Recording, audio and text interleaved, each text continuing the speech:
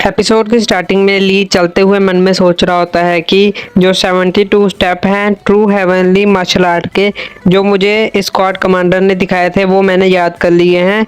और जो energy cultivation technique थी उसे मैंने 10 दिनों से कोशिश कर रहा हूँ, जिससे कि मैं अपनी लोअर एनर्जी कोर में उसकी एनर्जी को इकट्ठा करूँ।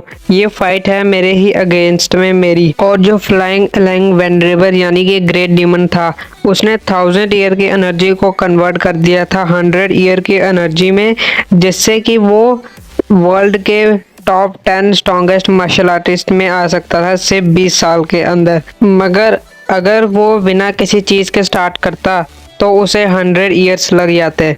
मगर 20 साल की स्पीड तो काफ़ी ज़्यादा तेज़ है।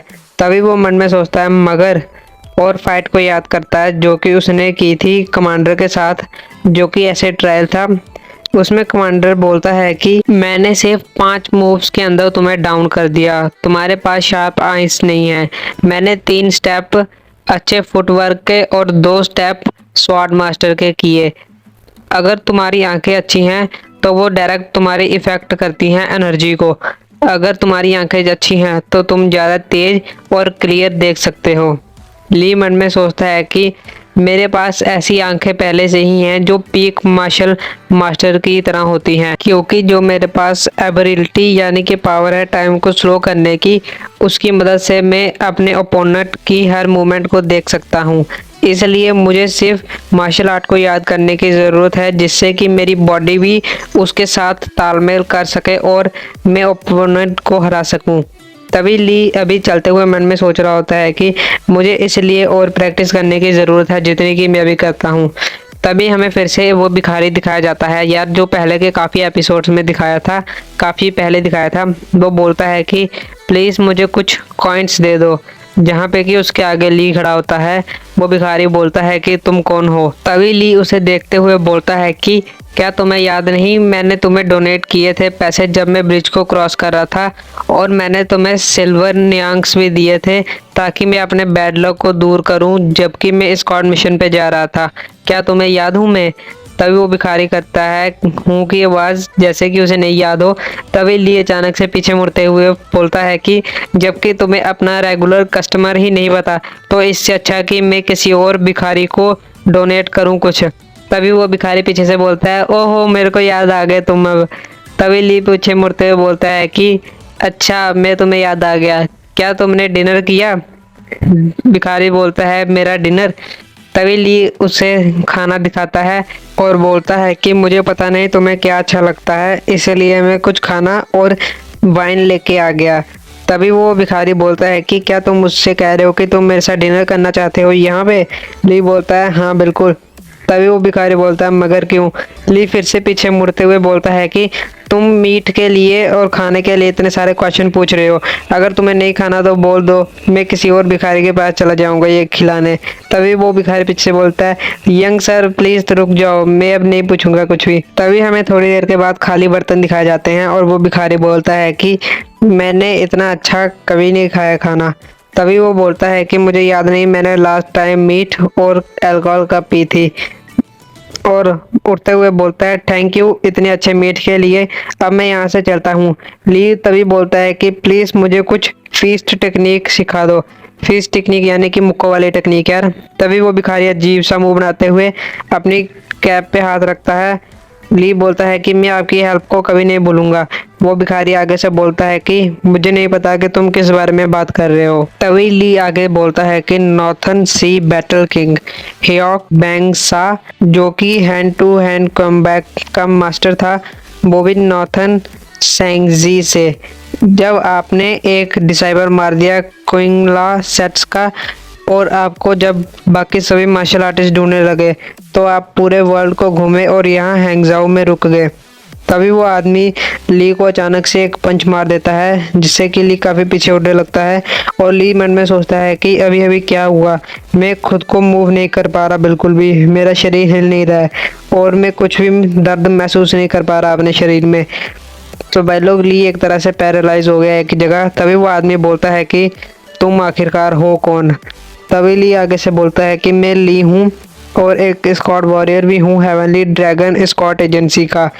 तभी वो आदमी बोलता है कि मैंने सुना है स्कॉट किंग के बेटे जिसका नाम की ली है, वो सिर्फ अपना पैसा और ज़िंदगी काफ़ी ज़्यादा जुए और गेम ऐसे ही बेकार कामों पे खर्च करता रहता है।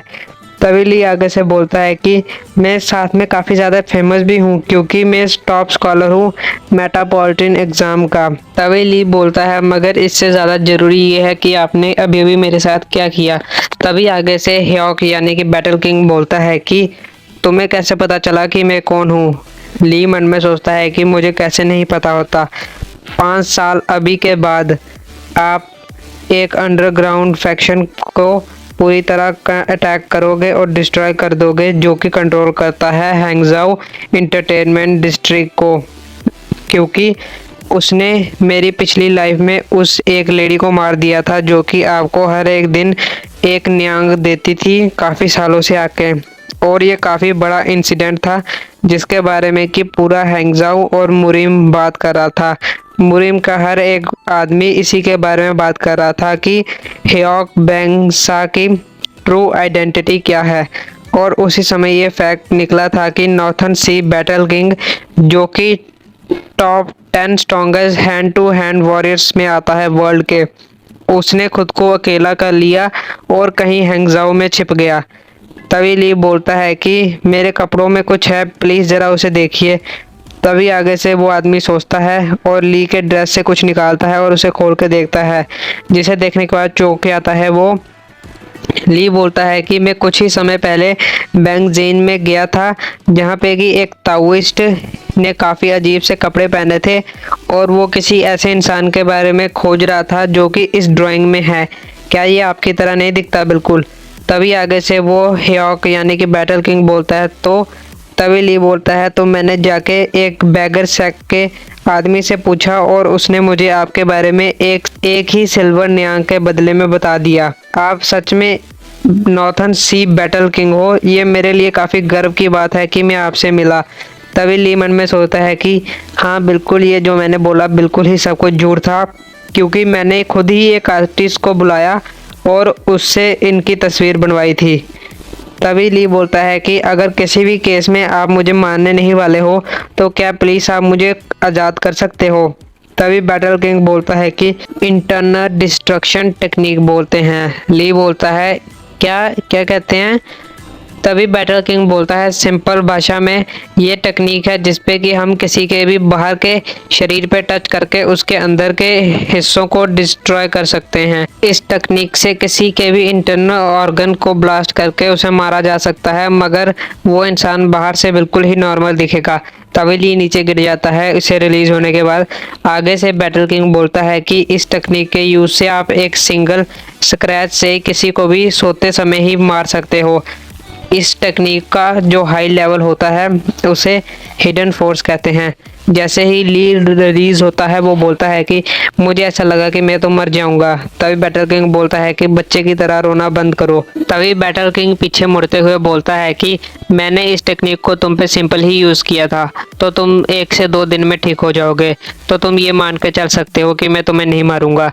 तभी ली बोलता है कि ये सुन के काफ़ी अच्छा लगा, तो प्लीज़ मुझे कुछ फेस टेक्निक सिखा दो। तभी बैटल किंग बोलता है कि क्या तुमने अभी सुना नहीं मैंने अभी क्या कहा। तभी ली आगे से बोलता है कि मैं जानता हूँ कि आप ऐसे नहीं हो कि जो किसी आदमी को बिना किसी अच्छे रीज़न के मार दो, और साथ में आप काफ़ी अच्छे और ताकतवर वॉरियर हो, जबकि आपने कुनिंग सेट के डिसाइपल को नहीं मारा था। और क्या आप वर्ल्ड को इसलिए नहीं घूमते रहते थे क्योंकि आप उन सभी मार्शल मास्टर्स को नहीं मारना चाहते थे कि जो आपके पीछे आ रहे हैं। तभी वो बैटल किंग ह्यॉक रुक जाता है और बोलता है कि तुम्हारे फादर भी उतने ही स्किल हैं जितने कि मैं, और उनकी स्वॉर्ड टेक्निक भी मुरीम में काफ़ी टॉप पे है, तो तुम इतनी ज़्यादा खुद को पुश क्यों कर रहे हो मेरे से सीखने के लिए, जबकि तुम उसी लेवल की टेक्निक और इक्वल ही घर में सीख सकते हो अच्छे से। तभी ली बोलता है कि आपने अपनी लाइफ में काफ़ी ज़्यादा लड़ाइयाँ लड़ी हैं और आपने उन सभी को सिर्फ 10 मूव्स के अंदर ही ख़त्म कर दिया, इसलिए जंग हू के लोगों ने आपकी फिस्ट टेक्निक को 10 मूव स्ट्राइक्स नेम रखा था, और उस टेक्निक में सिर्फ 10 ही मूव हैं, तो इसलिए मैं उसे काफ़ी जल्दी सीख लूँगा, वो भी किसी और टेक्निक के मुकाबले, है ना।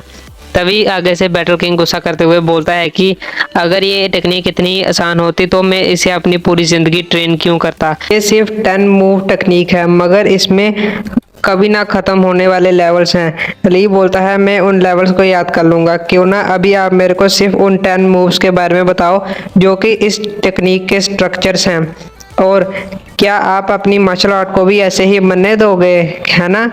तभी आगे से वो बोलता है कि कितना अनरीजनेबल बोल रहे हो तुम। तभी वो ली को देखते हुए मन में सोचता है कि इसकी जबान और इसकी बॉडी को और इसकी मूवमेंट को देख के ऐसा लग रहा है कि ये काफ़ी ज़्यादा कमज़ोर है, जिसने कि कभी पहले मार्शल आर्ट सीखा ही नहीं। तभी आगे वो ह्योक यानी कि नॉर्थ सी बैटल किंग मन में सोचता है कि मेरी पहचान अब सामने आ चुकी है, तो मेरे पास अभी बिल्कुल समय नहीं है कि मैं इस जैसे इंसान पे वेस्ट करूं। तभी ली बोलता है क्यों ना आप इतना ही सोच रहे हो तो क्यों ना आप मुझे कोई टेस्ट दे दो। तभी आगे से वो ह्योक ली को पंच मार देता है, जिसके कारण कि ली काफ़ी दूर जाके गिरता है, मगर ली अचानक से पीछे से बोलता है कि आप काफ़ी ज़्यादा मतलबी हो रहे हो। जिसे सुनने के बाद ह्योक यानी कि बैटल किंग चौंक आता है और सोचता है कि ये अभी भी होश में है। तभी ली रोता हुआ फेस बना के बोलता है कि तुम मुझे इस तरह से कैसे भी कहीं से कैसे मार सकते हो।